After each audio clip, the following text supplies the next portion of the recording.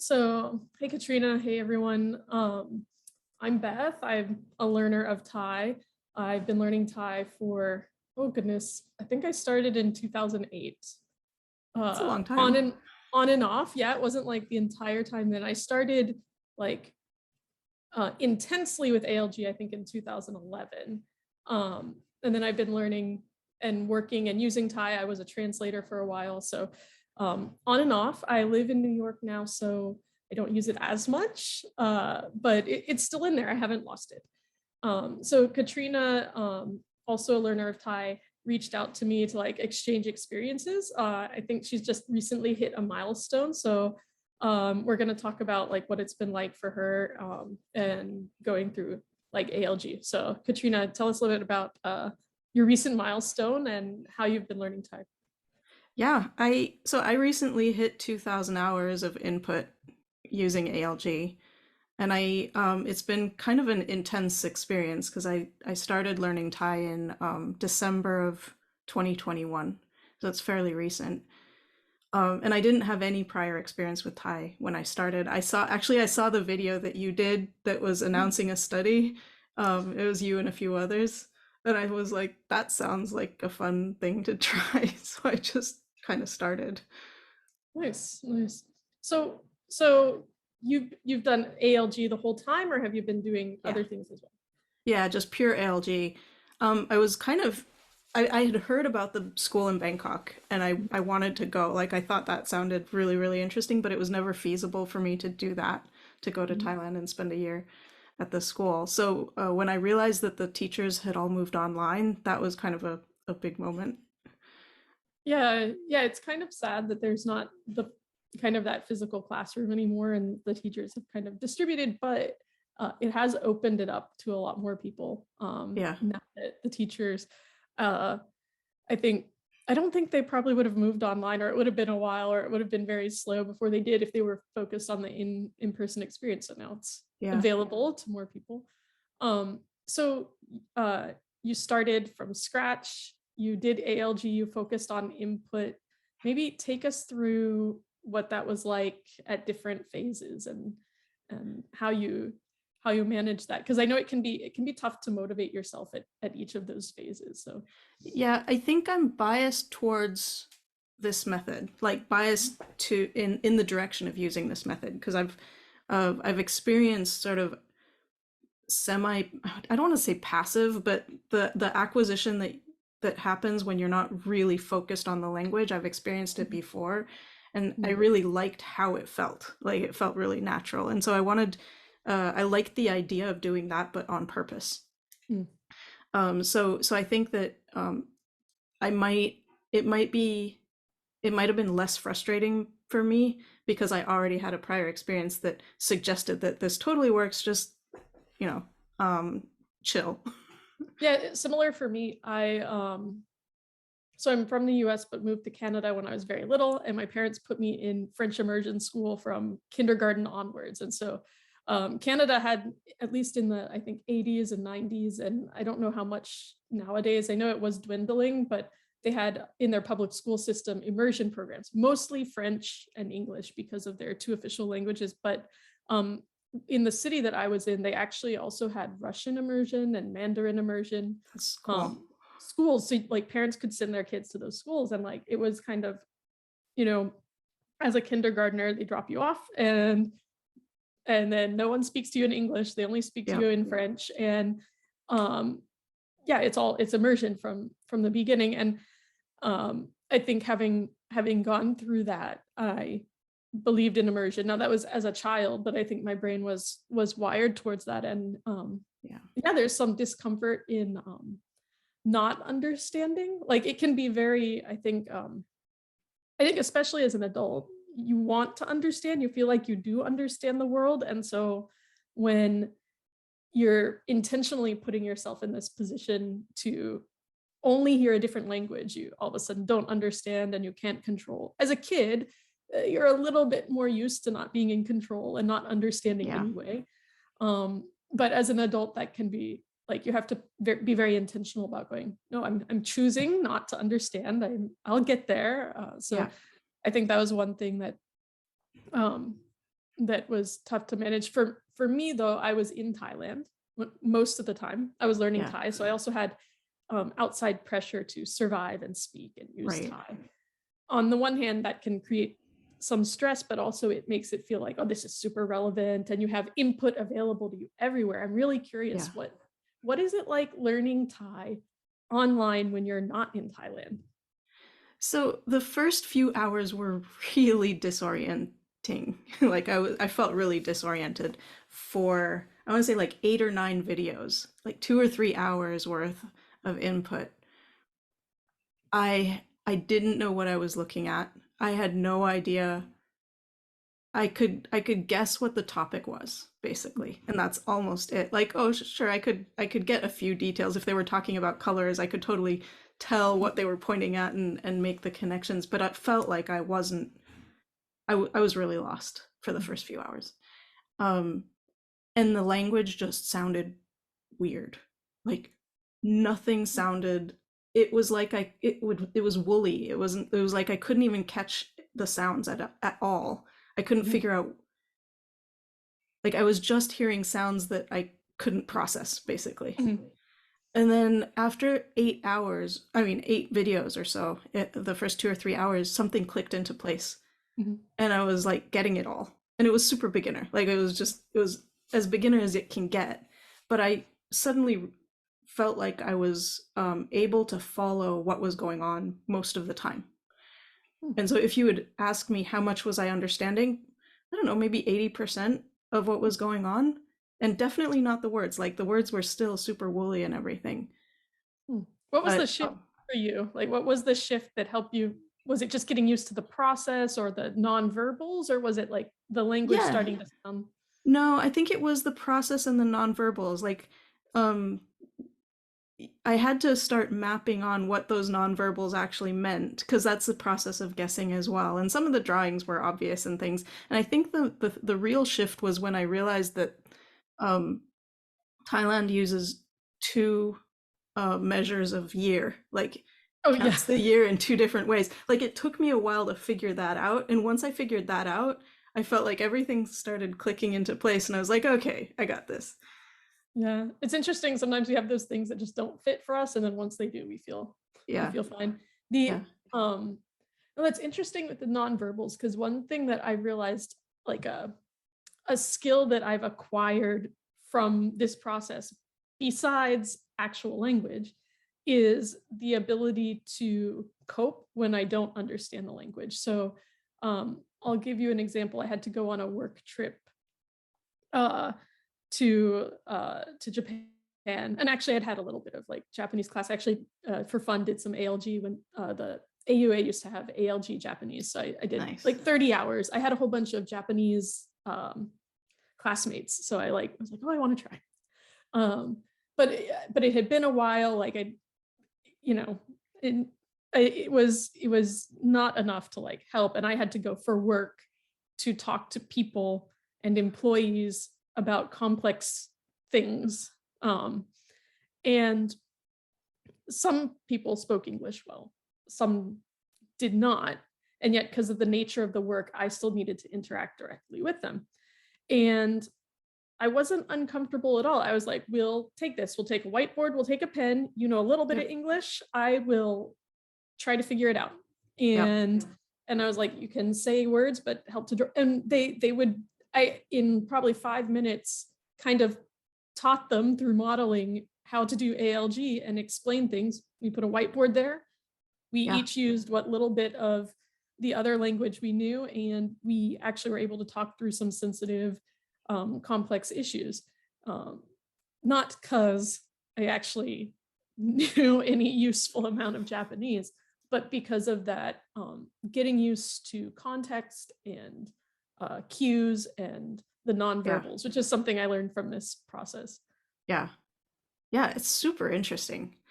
Yeah. So it took a couple of 2 or 3 hours to get oriented, and then I felt like I was starting to hear bits and pieces of the language. Like over the course of the next like 30 or 35 hours, I felt like not only am I following everything, but some things are starting to sound a little bit familiar.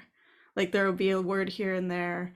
a phrase here and there. I probably couldn't have told you whether it was a word or a phrase at that point. Like I don't think I was distinguishing word boundaries in those Mhm. first hours, but it was starting to feel more familiar. And I still had to focus like 100% in order to follow. If my mind wandered at even just a moment, I'd lose it. I lost everything and I'd have to bring myself back.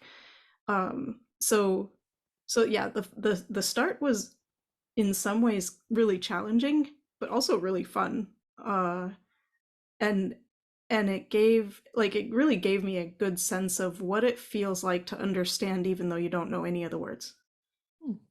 Yeah. So tell me a little bit more about these sound nuggets and when those started clicking. I know, I think popping down into Thailand, one of the first sound nuggets that I think I probably had, and even very just anyone who's been in Thailand for a week will tap you on the shoulder and be like, hey, what does ka mean? Oh. Or what does krap mean? Those you'll hear it a lot, or what does naka mean? Uh, Um, so those are some that I see people getting all the time, even not ALG learners per se. You just hear it so much, it pops out, and you don't know what it means, but you go, "That is a nugget of meaning. yeah. That is a sound." I know. Do you remember any of the first ones for you? The absolute first one for me was Ron. Ah, I didn't even notice ka and naka until way later. It was like I was just they just moved right like flew right past me. But Ron, that one I Ron. yeah, Yeah. latched onto really quickly. Um I think some of the other ones were also very concrete. A few of the colors, I Mhm. think, sounded very concrete pretty quickly. I remember there was a moment where I realized that ngun had the ng at the beginning of the sound, and I was like, "Whoa, that's so weird. That's so cool." Like I hadn't really heard it or managed to hear it Mhm. before, and then at some moment, like that, there was a moment where I suddenly was able to hear that sound, and it plopped into place and everything. Mhm. Yeah. Mm. Yeah, so once you started hearing those sounds, I'm sure there were many more than you knew what they meant. Like you said, you didn't even know at first, is it a word or a phrase? How did that help you progress? So it meant that I was less reliant on the visuals, or it helped. So in the beginning, the visuals were the entire scaffolding for every video. Like Mhm. if there were visuals and I could guess what the visuals meant, then I could follow the video and it was fine. Over time, I was less reliant on the visuals for the basic things. Like the scaffolding started, the sound system started becoming its own scaffolding. Mhm. And then from there, I think maybe after 75-ish hours, 75 to 100 hours, it felt like the basics of the scaffolding were in place. And as long as things were staying within really familiar topics, or that the new things were well explained with either visuals or using familiar vocabulary to explain them, I could stay rooted, and didn't feel like I needed the visuals as scaffolding anymore. I just needed them as occasional support. So it's like you start out when early on, you're really heavily reliant on the visuals, and then that creates a sort of like scaffolding where you can layer the sound on top and help your mind Yeah, cope with that. And then once you get used to the sound, that actually becomes kind of part of the scaffolding. And then you add meaning, like word meaning on, and then you rely a lot less on the visuals over time. You yeah, rely on the sounds you recognize, the words that you know. yeah, Cool. yeah. And When Oh, go ahead, go ahead. there was a moment where, and I don't remember when it happened. Like it could have been somewhere in the 200-hour mark, or maybe the 400-hour mark. Like I didn't actually make a note of it, but there was a moment when it suddenly started sounding like language, Mm. or it there was a long period where I was understanding lots of words. If I was focusing, I was understanding words and phrases. I could recognize a bunch of sounds. It felt comprehensible, but it still didn't feel like language. And then there was a shift, and suddenly it just felt like language. And I could sit back and, like, even things I didn't understand, at least it felt like a language that I was familiar with. Yeah, I think I remember that happening too. I don't know, exactly when that happened. It was a long time ago, but I do know that that was probably while I was in my period of doing intensive ALG at AUA. So, Yeah, sitting in class, and where, yeah, as you described, all of a sudden it's less effort because your ears, your mind, they clock it as this is language. You don't have to force your mind to say yeah, listen to the language. It's language, and you're hearing things. Maybe you're not understanding everything, but you're automatically catching the things you do understand. It's like, oh yes, someone is exactly. talking and I hear words and I get some of the meaning. Yeah, and it made it a lot easier for me. I think that switch, it made it a lot easier to study more or study Yeah, longer yeah, because you could passively listen. I think at that point I actually uh, maybe this is too over the top, but I think around that point where I was clocking it as language, I was hearing things, I wasn't reliant on the visuals. I started to listen to Thai radio or like right. native, let's say native content. But for me, it Yeah. was back before I had a smartphone. I had a little radio, and it was an hour-long bus ride from where I lived to AUA. And so I Oh my would listen gosh, to yeah. the radio on the way there and the radio on the way back. And the point is that my ears would hear it as language and I could Yeah, passively listen to it. But would I understand everything? No, not at all. But what was happening is I was like just like getting my ears used to more and more and more words so that I'd start to have more of those moments where I go, but what's that word? I don't know what it means, but I know it's a right. word. What's that word? I don't know what it means, but it's a word. Yeah, Or like I think it probably helped with pronunciation too. Like I was just inundating myself with language, and I didn't care. I didn't care if I understood or not. yeah, I think that was the point. It had to be kind of passive. It's I think you get to a certain point, and you want to understand. You like that's why we're studying, but almost like to understand more, you have to expose yourself to things you don't understand, and that's uncomfortable. So for me, making it very, very passive, like yeah, radio, not even with a yeah, teacher there, right. was helpful. Yeah. Yeah, I didn't do the passive thing almost at all. There was a point where I think when I hit intermediate, when I hit 400 hours and I was able to understand sort of intermediate topics fairly comfortably, I could use the upper beginner videos when I was walking because then they would it would be simpler than what I actually needed, and I could still pay attention to like not getting hit by tractors and strollers. So that was at about how many hours when you were doing that? 400, I think, was when I first started like being able or feeling like I could listen. It wasn't really listening passively, but it was doing something else. It wasn't 100% focusing on the screen, and I could still get the understand what was going on, even though I was doing something else. Yeah, cool. So then what was kind of your next milestone? So you're at 400, you started listening passively. What was the next, 400 hours like? Yeah, there was a really interesting point at around 600 hours where I felt like I had used up all the free resources on the internet. I had hit max. I was taking lessons with probably all of the schools online, and I still felt like I needed more. Like the schools started feeling easy Mhm. at the intermediate level. There was nothing left on John's channel, Comprehensible Thai. I watched everything I Oh, could. you watched it all. Oh, I watched. Well, I mean, he still adds You still more. make He's still making more, but I had maxed out everything, and then like a new video a couple times a week wasn't going to keep me happy, so I needed more, and so I desperately started trying other content on YouTube.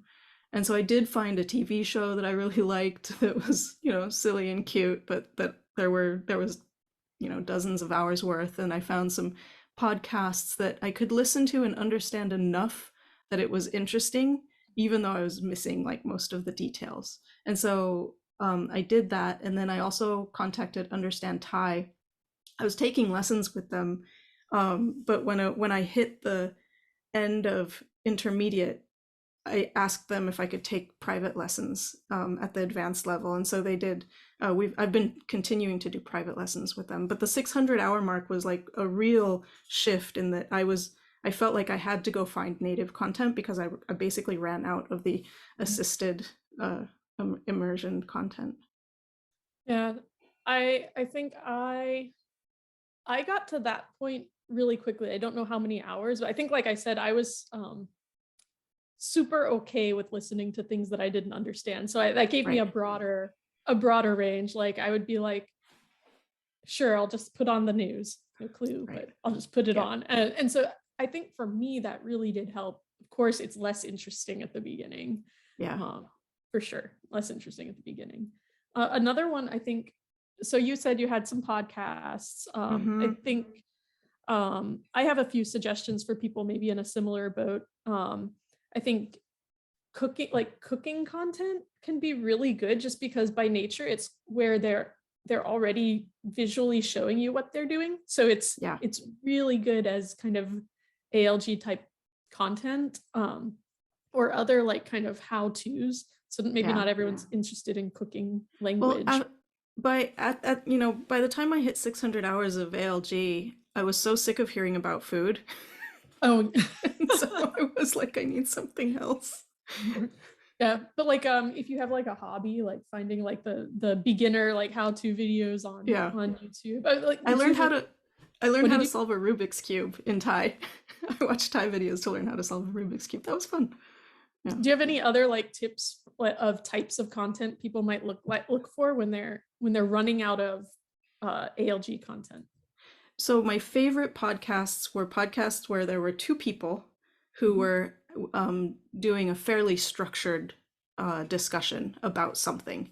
And so there were quite a few different type like podcasts where you had two people who were it didn't have to be scripted, but it had to be semi-structured. Otherwise, like when it goes all over the place, it would be really hard to follow. And if there were more than two people, they'd be talking over each other, and I couldn't follow the cues of like whose turn it is to talk next.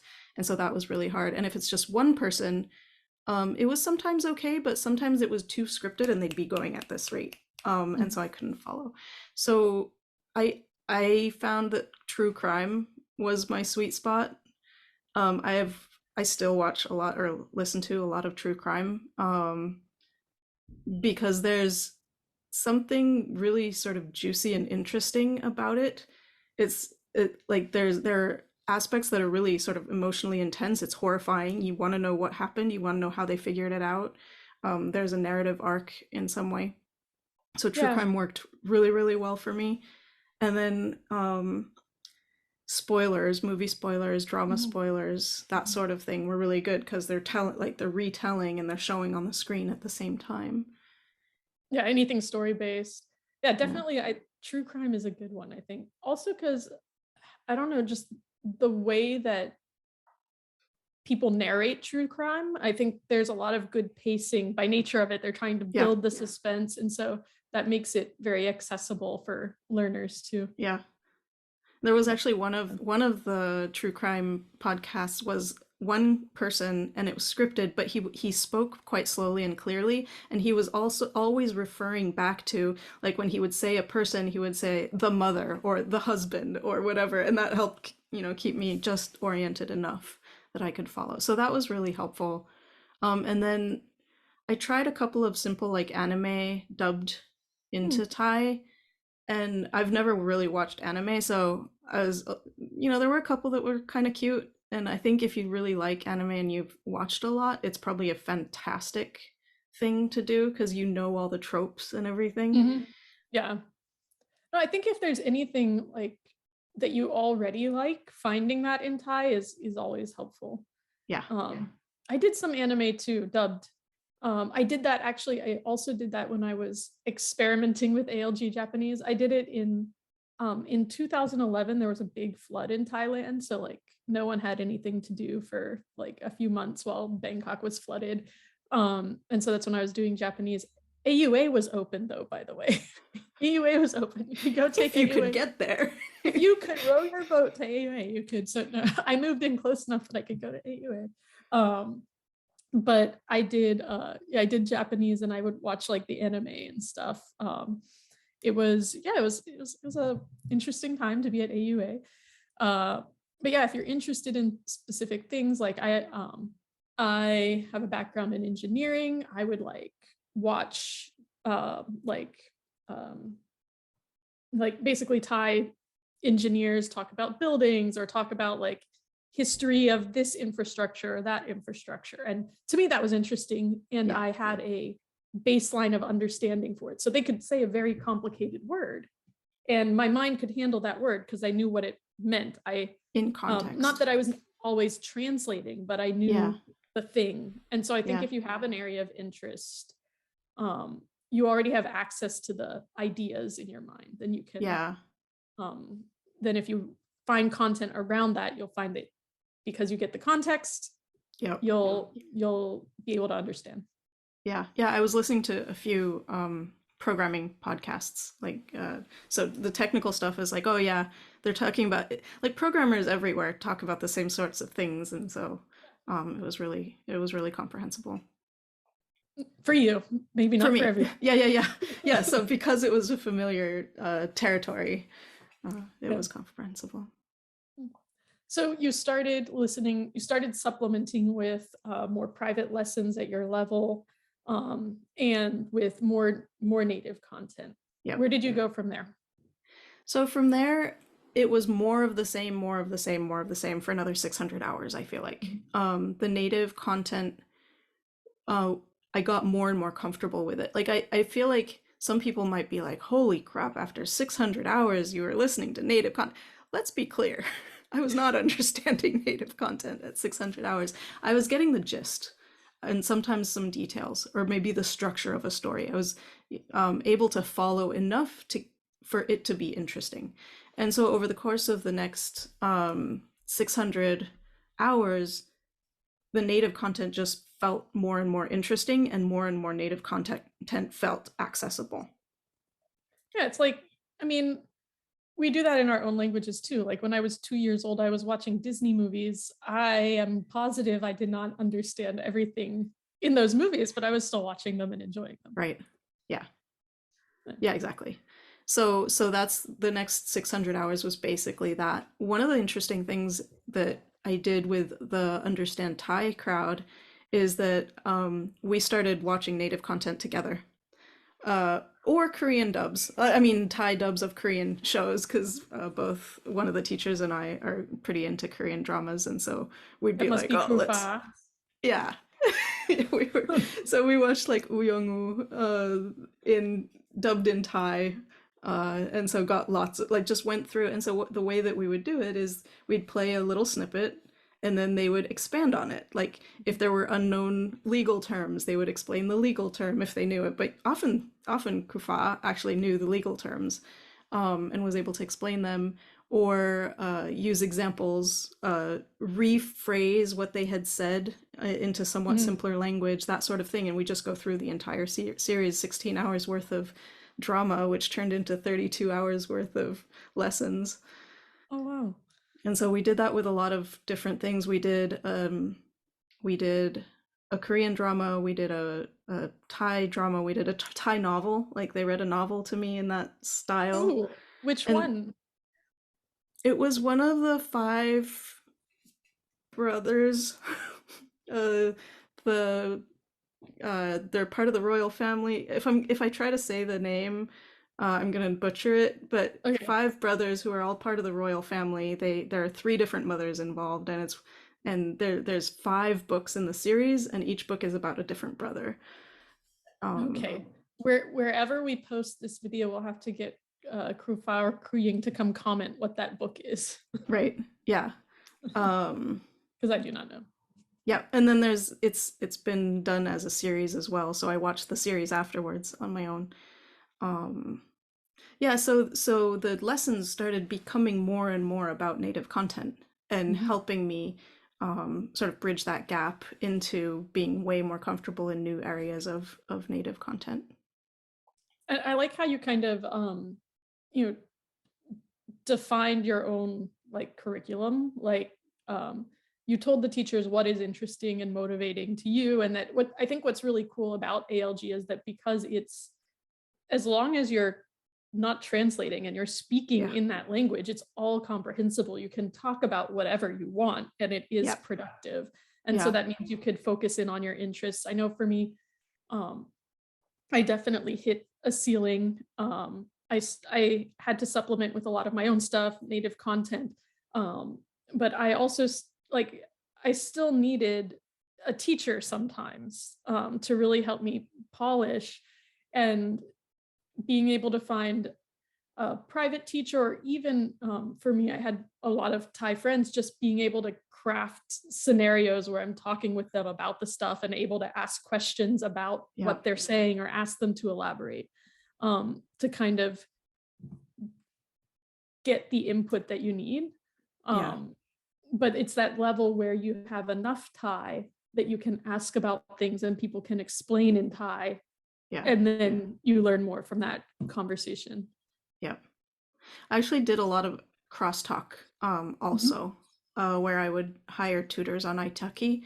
I would just try random tutors on Italki and say, hey, I'd like to do conversation lessons, except here's the twist. Please don't be freaked out.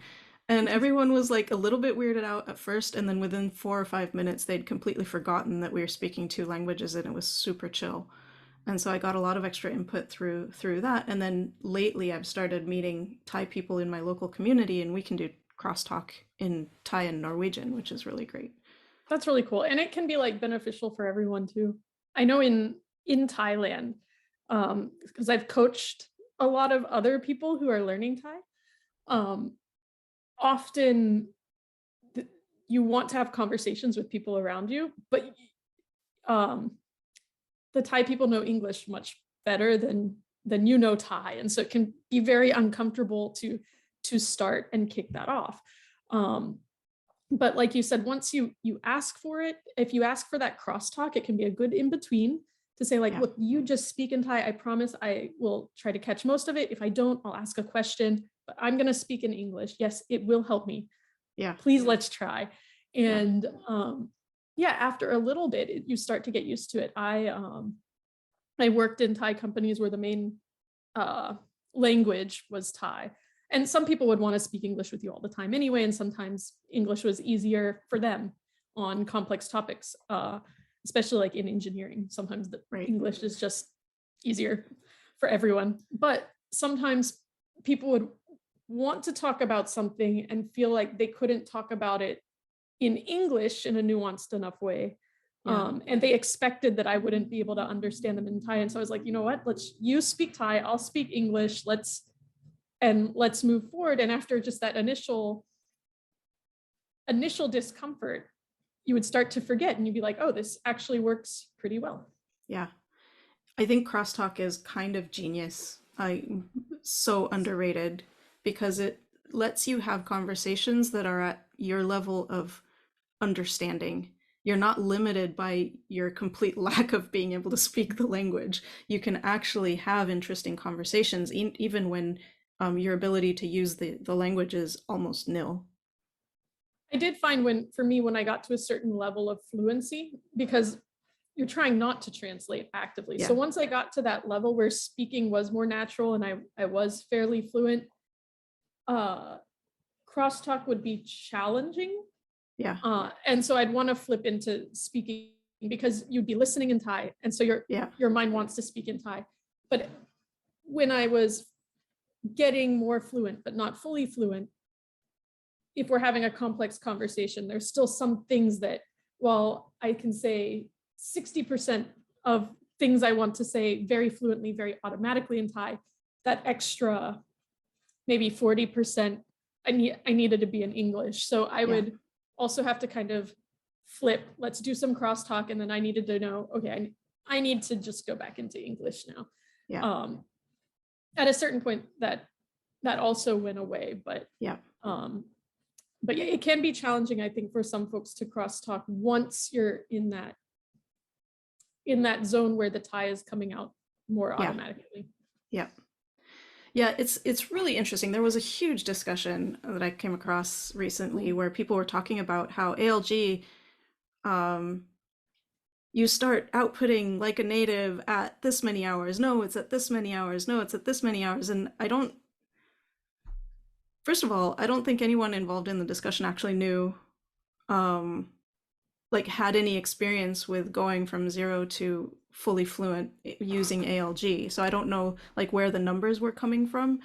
But also, I feel like there was no good definition of what does it mean to be fully fluent? What does it mean to be native like? Like if you're speaking fluently and someone is saying that it's native like, what does that mean? Yeah. Or even what does it mean to be native like in general? So Mm, I took the proficiency test with the Thai government, and they go like the proficiency levels basically go like up to high school. And then the next one is native like.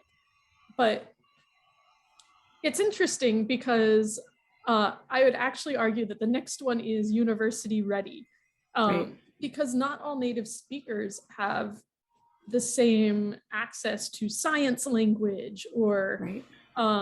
a certain level of formality. Not all native speakers went to every level of high school, and so you can be native. There's being native, then there's being literate, then Yeah, there's being literate at different levels. So there's a lot of different things at play when you say like, what does it mean to be native? So I think at the baseline, it's the natural fluency, and then there's a set of knowledge and formality that comes more with, I think, education level. And so it's hard to separate them yeah, sometimes, for sure.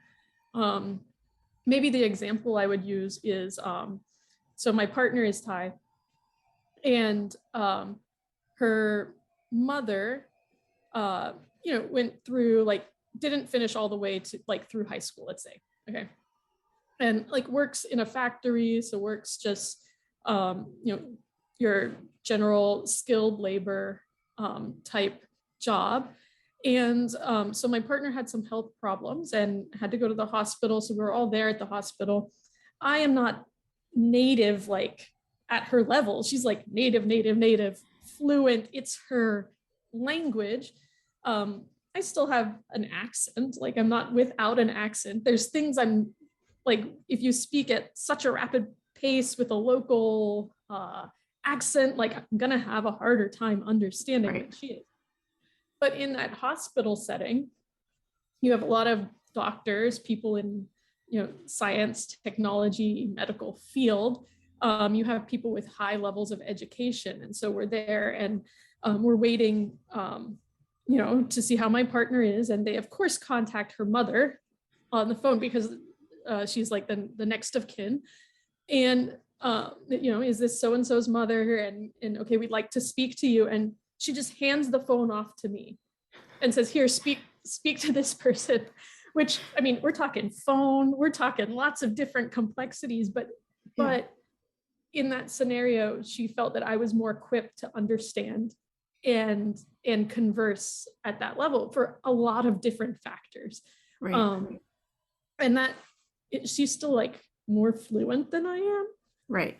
100%. Yeah, Does that comfort in those different scenarios indicate how native or not native or fluent? Like I'm still not going to have no accent, like yeah, I still will, but in that scenario with that type of information, she felt that I would be more comfortable right. than she would be. So I think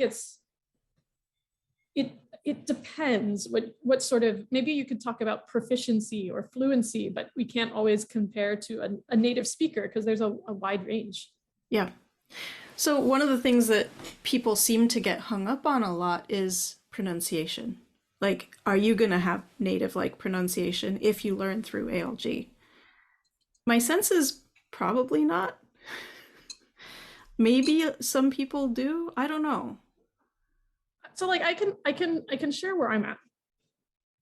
I've gotten pretty close enough. Here's the close enough that sometimes at night taxi drivers will not have an idea that I'm not Thai.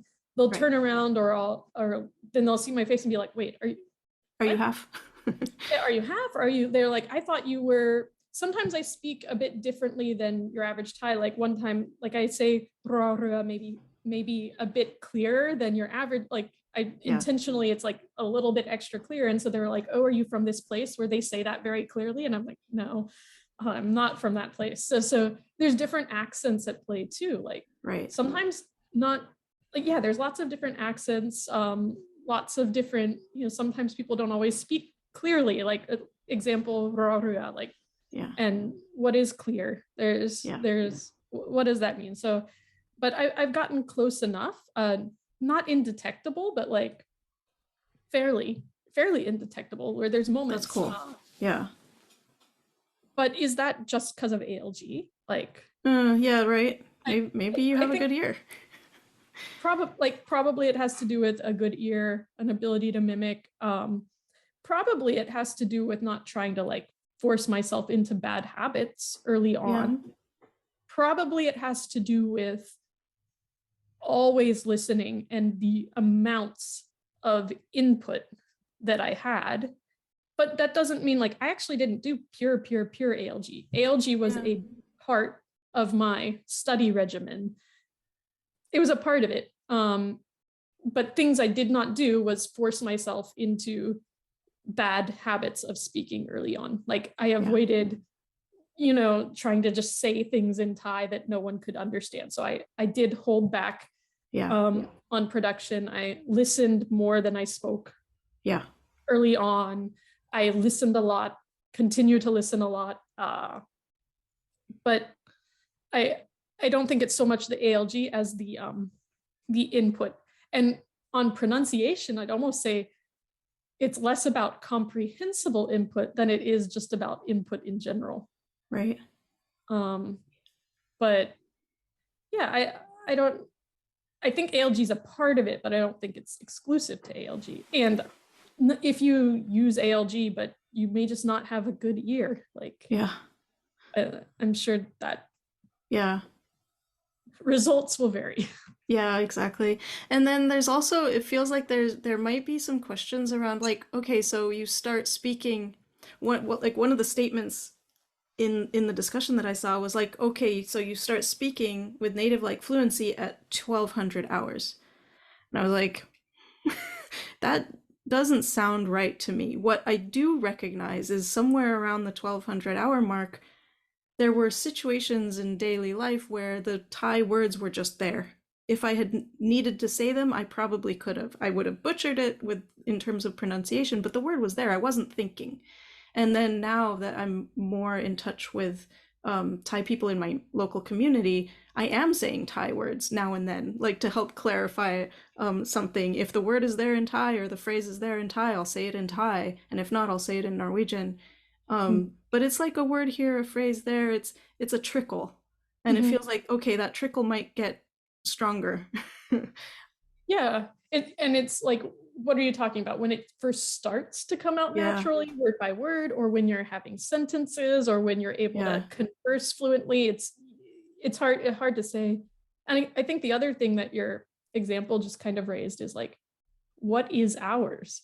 Because yeah, you have the hours where you're intentionally studying or hours of input, but then you have unintentional hours of input if you're in community with Thai people. right. Like as you start to interact with people, those Yeah, moments also become hours. And are you counting them? Are you not counting them? Are yeah. they full I'm hours? not Are they like I partial sat in a hours? Like, I sat in a car for 3 hours with some Thai friends to go to a forest monastery, and it's like, am I counting those hours? Absolutely not. Like for the first of all, most of it was in Isan, and I probably didn't understand most of it, and I wasn't participating in most of the conversations. And like, yeah, sure, it was input for sure, but it's not like going into my calculated hours. right. And so because of that, it's like, depending on where you live and the social situations you're in, there's not just the calculated intentional hours that you're doing, but there's all these other experiences and places of input Yeah, where you might be getting input, and especially when it's real life input, yeah, that can have a big impact on your confidence to apply it, your belief that you can apply it, yeah, and actually getting chances to apply in a real world situation. I think that probably contributes to like your own personal yeah, learning curve. yeah. And also, I mean, you used the word experience. I feel like that's something that a lot of people talk about comprehensible input and they talk about it in terms of like, oh, you have to be understanding the words. And I feel like there's a focus on what the emotional experience is in ALG that there is not necessarily in sort of other areas where of the internet where they talk about comprehensible input. Like with ALG, I feel like there's the main point when I read about it was that if you have an emotional experience that is accompanied by language, that language becomes meaningful. And it's more about the experience than about the words themselves. I think it's like it's a bit all together. Like, so if you go into like the theory of comprehensible input, it's interesting because so in my day job world, I do organizational leadership development and learning.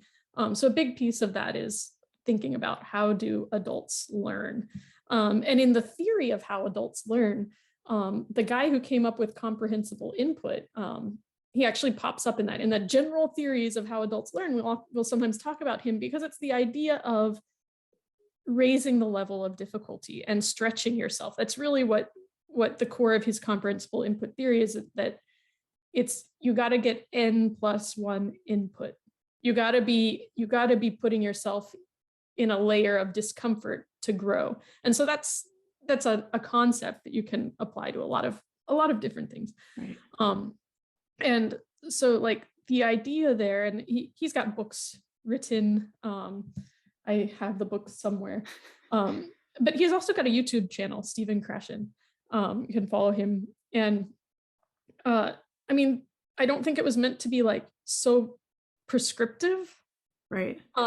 So much as it was a theory towards an approach of Right. one, approaching it with native or with the actual language, the thing itself, as opposed to a kind of carbon copy of the language for the purposes of new people learning. Like, approach the thing itself and slowly expose yourself to more difficult input. Make sure that you can understand enough, but not all of it. Yourself. Yeah. Yeah, and I think for each person then, like, what does that mean is going to differ, and your learning curve is going to depend on you. Like the rule of how people learn is we all learn differently. There's some commonalities, but we have different styles and things that work better for us. And so like, what is that appropriate gap? Like I think we talked about like, what's that native content we exposed ourselves to? Like, we'll have like different levels of comfort. I'm like happy to be like, the +1 is this big, and maybe you're like, I'd rather it be this big, and you got to do it what works for you, I think. Yeah, I actually am shockingly comfortable with input that is way, way, way above my level. Like, I'm actually cool with it, but I am very aware of how much faster I make progress when the input is comprehensible. Yeah, like, it's not so much are you cool with it, but it's like, does it work for you? If going this far doesn't work for you, then go this far. But if going this far for you is not getting there, go this far. Like, and if this far is too much, like, bring it back here. You just don't have to be the same the whole time. Like, maybe some weeks you really just need it to be kind of feeling easy, and other weeks it's like, woo, let's party. Let's make it hard. Yeah, like, so like, you don't want to always be only listening to things you understand, I think is the point. You need to be like pushing it. I think as far as like the words versus the experience, like, language isn't just a string of words. So like, my personal opinion would be it's the whole thing, and it's comprehensible means, do you get the message that was trying to be communicated? Do you get the meaning? And that, as we talked about earlier, can be independent of the words. It could be fully based on the visual scaffolding. So I personally believe that it doesn't mean words. It doesn't need to be the words, but at a certain point, like when we add on that scaffolding, the words start to be a part of the scaffolding of whether or not it's comprehensible. Early on, you won't know any of the words. So early on, the comprehensibleness of it comes from context and verbal cues. Yeah, early on, the topics have to be really, really concrete. Like you can't go into abstract or complex stories because the scaffolding won't support it. And as you start getting the language, the words, the grammar, all of the things that add the nuance and the color, the topics can go much farther in terms of both how abstract, how complex they are. But even when you get, I think even when you get to native fluency, and this is where it's fun to be in a workplace with people, you realize that all languages, people in all languages, all native speakers can still have misunderstandings Yeah, where someone says these words and they mean one thing, and this person hears those words and they understand something different. yeah, That can happen. And I think especially in Thai, it's a high context language. So you could have the same string of words and it could mean something different depending on the context. right. And so getting really good at understanding Thai Yeah, and using Thai to communicate with others, there's a level when you get super fluent where it's an art form of communicating and understanding context. And so it's not, it can never, I think it can never be only the words. right. Yeah. I think I think I like I think that's the process. I think like from beginner to where I am now, I think we've covered the process. I don't know what it's going to look like. Like you've got so much more beyond where I am now that that I talking to you can give me a glimpse of I think what's coming. But I don't have any more useful uh, stories or whatever experiences to share. I mean, I guess from here, what are you doing next? More I mean, I'm still continuing to do classes with Understand Thai. Mm-hmm. Not as often, partly because Krufa just moved to Australia and won't be available as often. But I'll still be doing classes. I started learning how to read and write. Um, Mm-hmm. Not because I want to actually use it necessarily immediately, but it seemed like a good time to start now. So I'm learning how to read and write. I'm listening to audiobooks, which is kind of a new thing. I've only listened to like three or four, so it's more it feels more intense than podcasts. Yeah. So the first book I listened to felt like I really felt like I was like standing under a waterfall because it was so intense. Um, but also really just getting to know people in my local community better and just making it a life, like a thing that is part of my life, not a thing that I'm aiming for, if that makes Yeah. sense. No, that makes complete sense. I think even once you get to that baseline level where you say, I don't understand everything. And I would say, even in my native language of English, do I still encounter words I don't understand? Yes, sometimes. So like, are there ideas and concepts I don't understand? And people, yes, yes.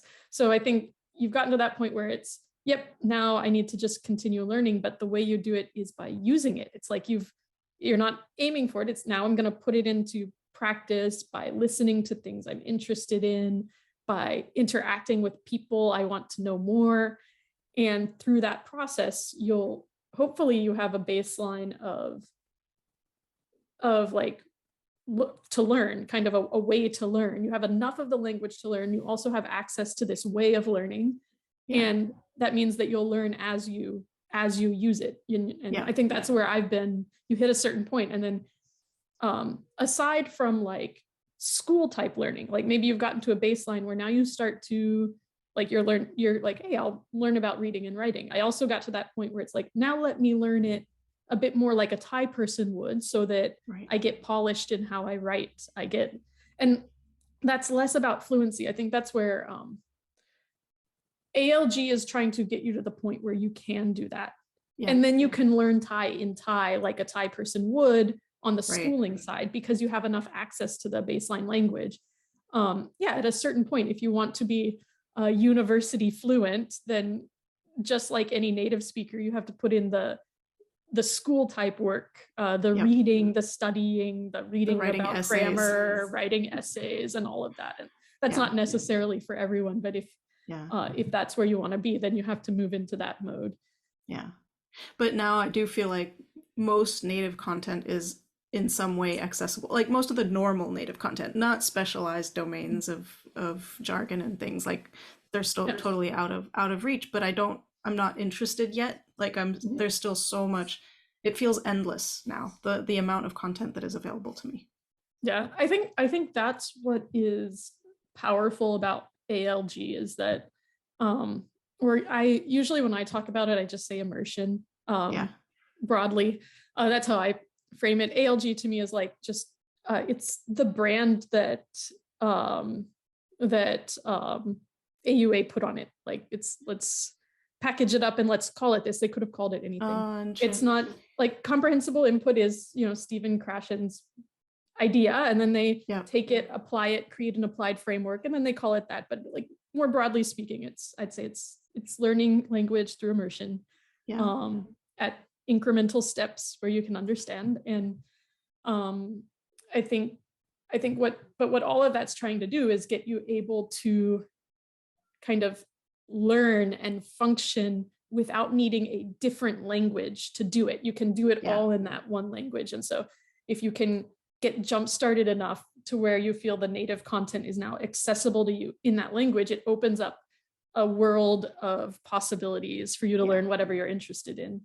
If you stay in like I have to follow a textbook framework, you're always limited by what others have produced for you already. And I think maybe if you're learning English, that's fine because there's so much out there. But if you're learning a language like Thai, people haven't produced enough language content. Yeah. It's interesting. I've done some immersion before, sometimes by accident, sometimes trying to do it on purpose. And one of the things that has been really different with Thai is that I haven't explicitly studied at all. Like I've completely ignored flashcards, memorization, grammar, all the things that I tried doing previously with one of my attempts at language learning. And even though, so in the previous attempt, I spent a ton of time doing immersion, but I also did the flashcards and things. And I feel like the big difference with this attempt is that I was much better at getting content. Like the content was available that was at my level roughly, so that the progress was much faster. But always also it was just really nice to not have to worry about memorizing anything and not have to like stress about it. Yeah, you can always like try to do that as you're reading and learning how to reading and write, but like at your own pace. And it's easier to do that and not stress about memorizing stuff when you already have the words in your head. Like, but if you're starting from zero and like just doing flashcards right away when you don't really have it in your head, it can be like, stressful. Yeah. That's, I mean, with Thai, I did like ALG was a part of the regimen, but I think I was also, I was in Thailand. And so there's that outside pressure of like getting the survival Thai down at the same time, just to function. And then there were so many opportunities outside the classroom to practice in situations, just with people. And then at a certain point, then there was the decision to go, okay, now I want to study to learn like a Thai person, like study that on that kind of literacy path, not just the fluency path. And then that requires studying. Actual studying, totally. Yeah. Absolutely. Sure. So do you have any like kind of parting tip, not parting, do you have any tips, like kind of overall tips for people starting out on an ALG immersion type journey? I think my biggest tip is don't try to get there too fast. Just show up every day. Like if you're getting the immersion, then the results actually do happen, and they happen in a way that feels kind of invisible, so that day to day, it's really hard to tell that it's working, but like every month or so, you can look back and you go, wow, like a month ago, 2 months ago, I didn't understand any of that video, and now it's completely comprehensible to me. Mhm. Yeah. Yeah, that Yeah. makes sense. The comprehension is the progress. I think we like you said, it's kind of invisible, that like the aim or how you track progress is how much do you understand. That's what's going to increase over time. And the production, the ability to speak will lag. Yeah. And, I think we're adults, we're trained to produce. So we want to do that quickly. And so, like you said, you kind of have to let it be for a while. Yeah. If like, can people contact you if they have questions or? Sure. Yeah, I'll put like my Discord identity or something like that in the comments, and then they can contact me there. Cool. Cool. All right. All right, Well, thanks, awesome. Katrina. Yeah, thanks so much. All right, this is great. Bye-bye. Bye.